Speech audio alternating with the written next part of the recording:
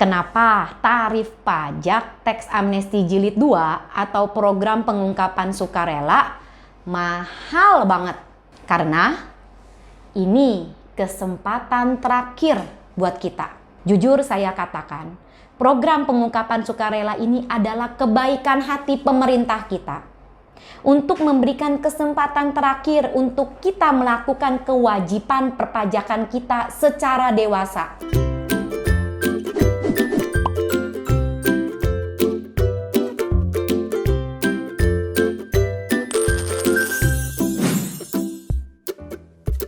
Hai tax lovers, welcome to my YouTube channel. Cici Yenis here, sharing. Ini adalah video YouTube pertama saya, di mana dalam video ini dan video-video berikutnya saya akan sharing tentang seputar perpajakan di Indonesia, di mana itu merupakan bidang keahlian saya dari tahun 2000. Oke, untuk video pertama ini saya akan bahas tentunya yang lagi happening banget di Indonesia, yaitu tentang program pengungkapan sukarela.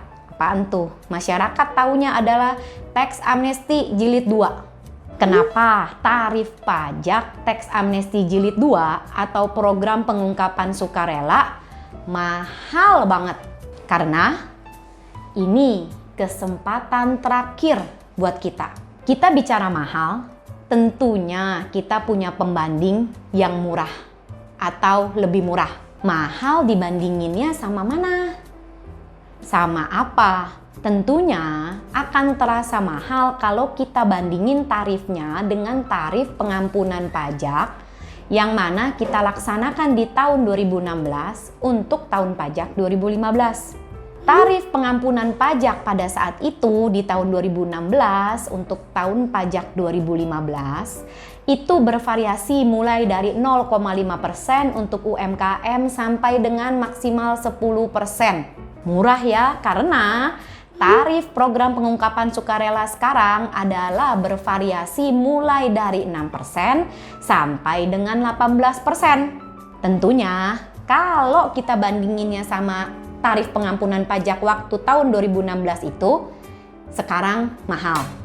Tapi jangan lupa loh, kalau kita bandingkan dengan tarif pajak penghasilan pasal 17 untuk orang pribadi yang berlaku di tahun 2020, itu tarif tertinggi adalah 30%. Dan tarif pajak penghasilan pasal 17 untuk wajib pajak badan di tahun 2020 adalah sebesar 22%. Kalau bandinginnya dengan tarif PPh pasal 17, apakah tarif program pengungkapan sukarela masih mahal? Kenapa kok kita bandinginnya sama tarif PPh pasal 17?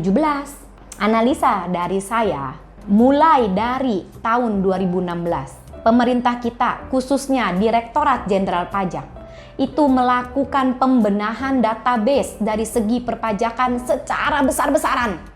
Dulu, sebelum tahun 2016, kita melakukan laporan, bayar, itu semua manual.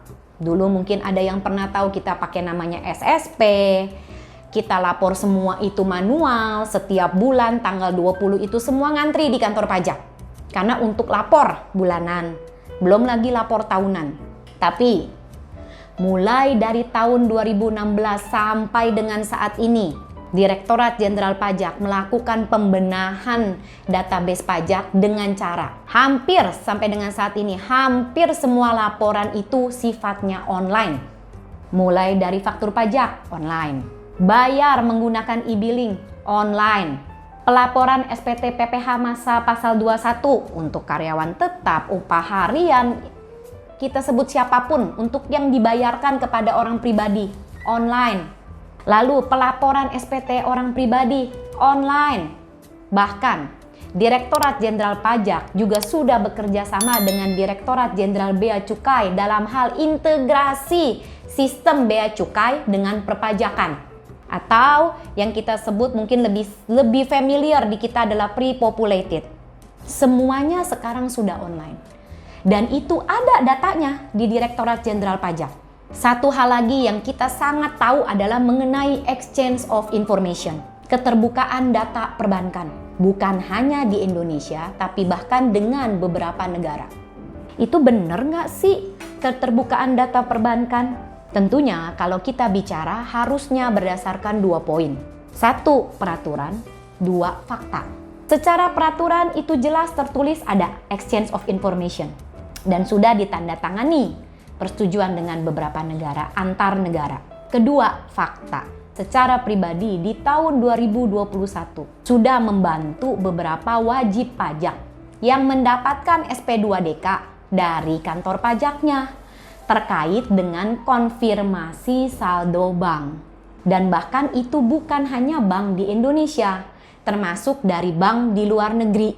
Apakah ini hoax atau fakta? Fakta. Semua database itu sudah ada di Direktorat Jenderal Pajak. Jadi, betul-betul dari saya pribadi menyarankan, marilah kita berbenah, marilah kita merapikan administrasi harta kita. Dan kita lihat lagi, kita cek dan dicek lagi, apakah masih ada harta kita yang tertinggal, yang belum kelapor. Kita nggak paham, kita lupa, kita lalai.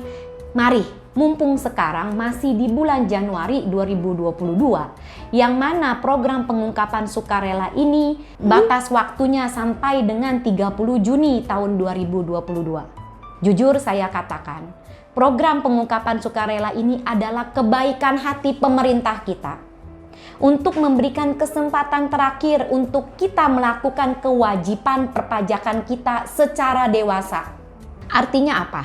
Kalau secara dewasa kita sadar betul kewajiban kita sadar betul tanggung jawab kita, tanpa diminta, tanpa dipaksa pun kita harus menjalankan itu karena itu kewajiban kita.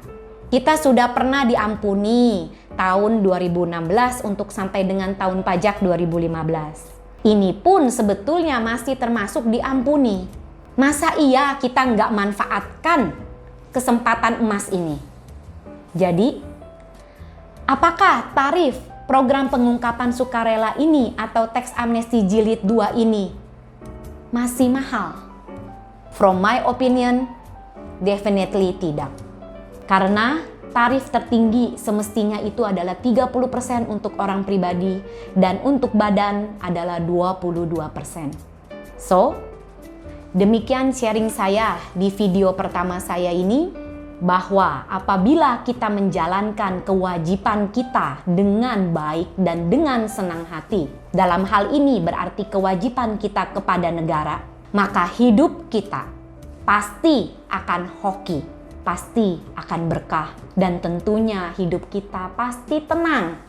Semoga apa yang saya sampaikan di sini membawa dampak positif bagi banyak orang dan tentunya memberikan dampak positif buat negara kita. Thank you for watching. Thank you for subscribe. See you in my next video.